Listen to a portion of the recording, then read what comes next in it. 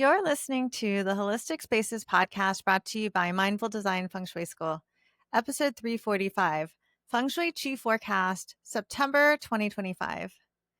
Welcome to episode 345 of the Holistic Spaces podcast, where we hope to inspire, educate, and empower you to create your own holistic spaces that nurture and resonate with you. Laura Morris and Angie Cho are the founders of the Mindful Design Feng Shui School and authors of Mindful Living, a guide to the everyday magic of Feng Shui.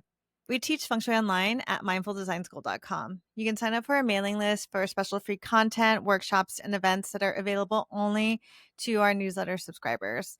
So this month we have a upcoming autumn equinox gathering, and we're doing that in conjunction with an info session about our upcoming class of 2026 Feng Shui certification program. So we teach our Feng Shui certification program once a year. That's our main offering. And it's open for enrollment now, but we'll have an info session. And also we've decided to do it right around autumn equinox, so we could also have a gathering with a lot of you. So we hope you'll join us.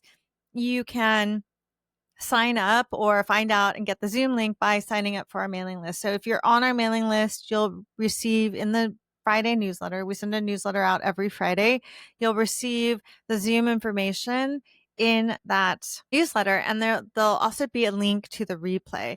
And we also just had a info session about our advanced training program that opens in October, but it's also open for enrollment now. So our certification for newbies, for consultants, that starts next year, February in 2026. But we do have this advanced training program for Feng Shui scholars and Feng Shui practitioners called Peer Professor. And we just had a really lovely info session. And we also offered 2 very special secret teachings. And if you missed that, be sure to check our website or sign up for our mailing list as well, because we'll have a link to the replay there. And you can sign up for a newsletter by visiting mindfuldesignschool.com/join, or you can scroll down in your show notes and there'll be a link there somewhere. So we're welcoming September, and September is a fun month. August and September are fun here at Mindful Design School because August is Angie's birthday and September is Laura's birthday. And also, this month I get to see Laura. We're going to go visit her. So it'll be fun. So hopefully you have a lot of wonderful things in store for you in September. And we'll learn a bit more about this month's Qi through our monthly Qi forecast. Yes, welcome everyone to September's monthly Qi forecast. We will go over the energy of the month, what to expect. We'll talk about the key dates, which are the solar terms. We'll talk about the full moon, just so we can get a bit of a picture energetically of what's to come. And we'll also have a reading that I will do this month. So I will be pulling some cards, some tarot cards, and doing a reading. And we try to weave that at the end all together with a little bit of practical feng shui. What can you actually kind of do, actionable things that you can do as well. So to start us off, let's talk a little bit about the solar terms. The solar terms come from the Chinese solar calendar. Each month has 2 solar terms, and they roughly fall in the same 2-day window.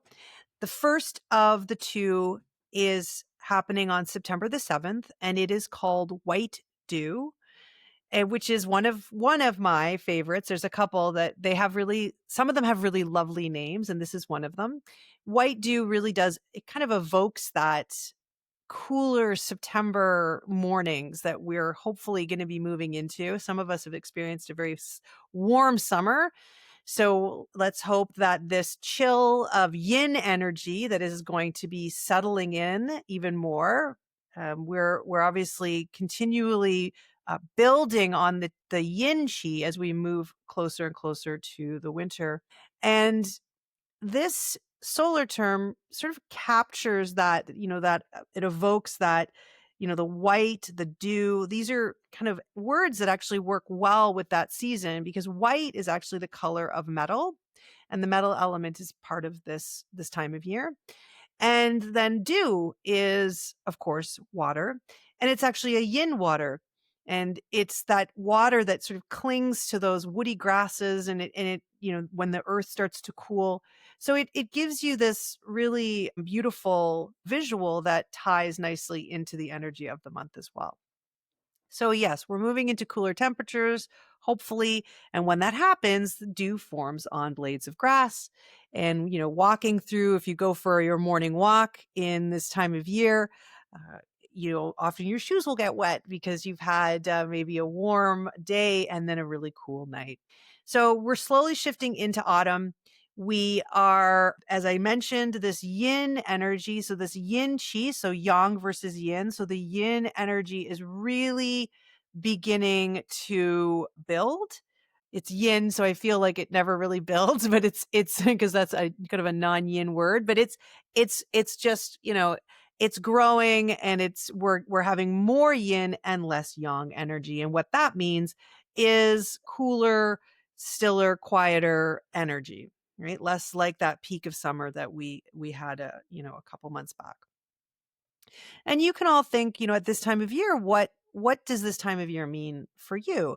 It's back to school. And some of us, after years of going to school at this time of year, it's hard to not think of it almost as like a beginning again, of like kind of a little, not a new year, but like kind of like a restart, because you're going to shift from that summer yang chi into this more metal fall energy. And part of it is going back to school. It's, getting new things that you will need for the fall, but it's also preparing for the winter, because that's what fall is about. So you'll see maybe apple picking season. It's usually really, big this month. Depending on where you are, there's different harvests that are happening. When I'm in Italy, the end of September is the vendemmia, which is the grape harvest. It has this metal energy is about things coming to fruition and being completed. And now when we have all this lovely bounty to show for it. And then on September the 22nd, that is actually the autumnal equinox. So that is marking the midpoint of autumn. Because we remember the solar calendars, we all think of, the autumn equinox as the beginning of autumn for, in the Western world and sort of, everyday life. We think of it, but actually in the solar calendar, in the Chinese solar calendar, beginning of autumn happened several solar terms ago. And so now this acknowledges that sort of peak, that point, that midway point of autumn. And the leaves are going to start to change color toward the end of September. Again, depending on where you live and depending on how cool it gets, you will, and some people don't actually ever see the changes of the season. I know that, as someone that lives in rural Ontario in Canada, I live in a place that has beautiful colors on display this time of year. And it's just such a great evocative and illustration of what is happening with the chi that is going on right now, because these leaves and the chi, the color that they're changing, this is actually, those nutrients receding. The leaves are dying, right? They're going to fall down and they're going to return to the earth. So during this metal season, there's all of these signs around us showing us the natural world is preparing for winter to come. And in amongst those solar terms, the full moon is on September the 7th. It's actually earlier, especially than last year. And it is typically, the September moon is often called the harvest moon. But the harvest moon is the full moon closest to the autumn equinox, but not this year. It's actually October's moon will be the harvest moon. So this moon, the September moon, is also historically referred to as the corn moon or barley moon, and of course the harvest moon when it happens to be very close to the autumn equinox. So this moon, regardless of whether it's called the harvest moon or the corn moon, is a way to look at this yin chi that is building.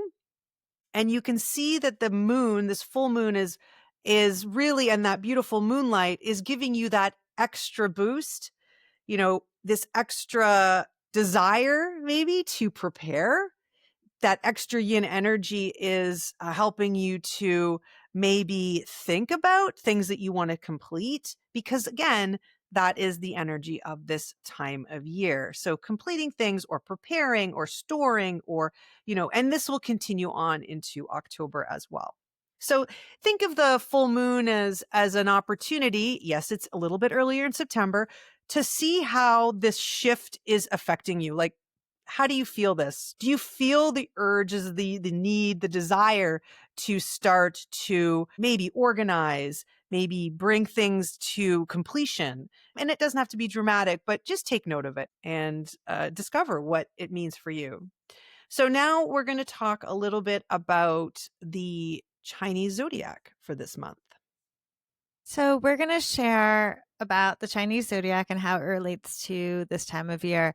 And we'll also review some lucky feng shui dates for September. So, in the Chinese zodiac that we use in feng shui, September is the month of the rooster. So, if you're born in the year of the dragon or in the year of the snake or the ox, it's a supportive month for you because you have a compatible relationship and auspicious relationship with the rooster energy. So that also means that if you were born in years that are less compatible, and this month that would be those born in the year of the rabbit and the year of the dog, it's the month to be a little bit careful. Also, for everybody, there are some be careful days in the Asian calendar, and we call those Po days.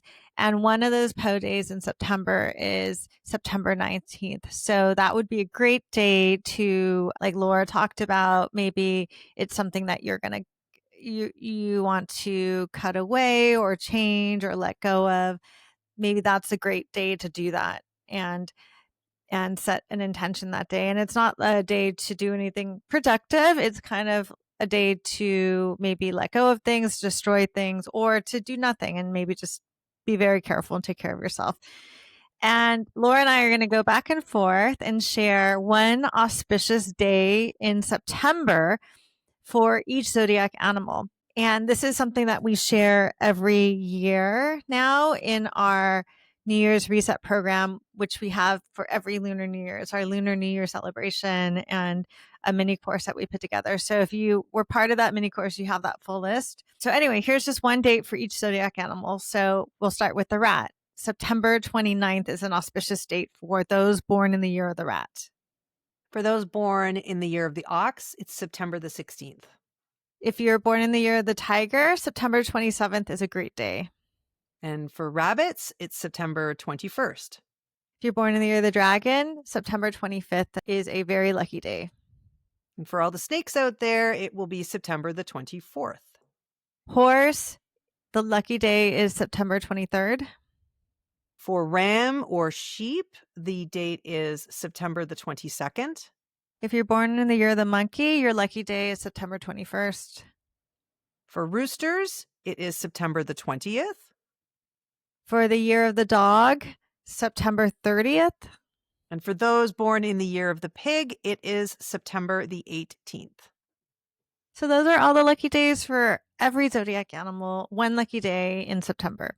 So just to talk a little bit overall about the Chi of September before I go into doing the reading, you can really think of this as a beginning of the Chi urging us to maybe complete these unfinished projects or to gather supplies. And again, this is just the beginning, to begin preparing for the long winter ahead, because the metal element is kind of urging us on to do that. Metal element supports these kinds of activities. It supports minimizing, reducing, preparing because of the direction or the energy that is associated with the metal element. And, what is metal chi? What is the metal element? Well, it is the direction of energy flow for the metal element is actually inward. It's contracting. And that is going to be reflected in what we see around us in nature, right? Like I mentioned. So energy wants to draw inward at this time of year. So you can think of it as completing things or preparing or just drawing your energy inward, right? Preparing, you're protecting that energy and storing it, because we're going to go into a long winter and we want to be ready for that, right? Because there's not as much of abundance. It's a very quiet, cold time. As I mentioned, each month we do some type of reading. Either it is I Ching or tarot. I will be doing a tarot reading this month, and we generally ask a question that supports all of us. And this month I asked, what could we use more of? Like, what could we use more exploration and attention right now? So, what in our lives could use more exploration and attention right now? And I pulled two cards. And this time I split the deck. So I split the deck into major arcana and minor arcana. And the first card I pick is the theme, the overall kind of big arching theme to work with, which would be the major arcana card. And I pulled the Chariot. So the overall theme of September for us to explore, or maybe to put more intention around, is the energy that, or the information, or the symbolism, or what the Chariot gives us. And the Chariot is about moving forward. It is about an internal drive and ambition. It is about self-confidence. It's about triumphing. It's about willpower.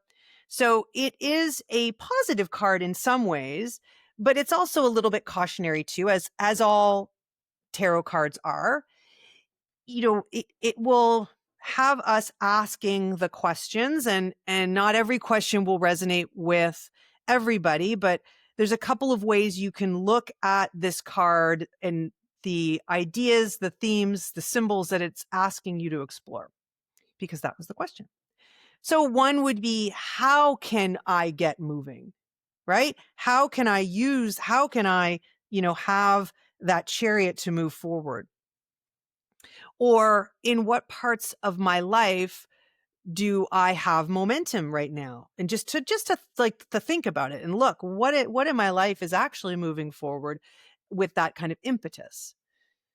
Or being really kind to yourself and saying, what obstacles have I recently overcome? Because that is part of the card, is really just triumphing and succeeding and moving past obstacles. You can also look at this card a little bit more on the cautionary side.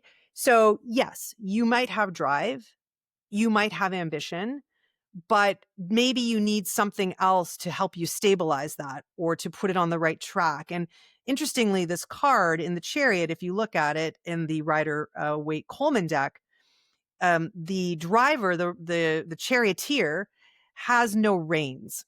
And so it asks the question, where are your reins? Where is your, where that missing piece in whatever you're working on? What is it? Right? What will help you to succeed and to actualize? So these are all different kind of ways to sort of think about it, and explorations. And then what I do in order to give a little bit more clarification or direction is I pull a second card that is a minor arcana card to give us, by a means, a way, an action, something that's a little bit more tangible and less big, kind of sweeping thematic, and more sort of, it's more actionable. So I pulled the Six of Cups. The Six of Cups is a lovely card. It is a very sweet card. It has, it refers back to, sort of nostalgic times, to childhood, to connection with community.